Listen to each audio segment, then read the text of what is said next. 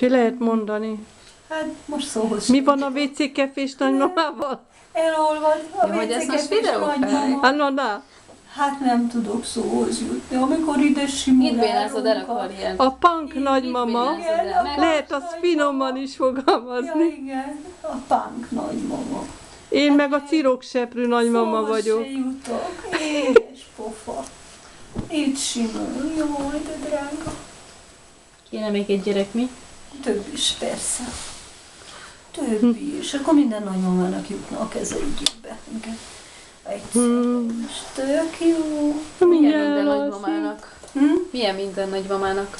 Nem Hát a ketten vagytok? Katának is azért kéne több gyerek, hogy mindegyikünk kezébe egyszerre is De lehet. most ez a mindegyik, ez úgy hangzott, mint hogyha kettőnél több lenne. Megosztozunk rajta. Nem veszünk össze, igaz? Nem. De akkor lehetne Pot nagymamának is, az meg. Csibuci. Akkor lehetne minden rokonnak. Igen. Hogyne, persze.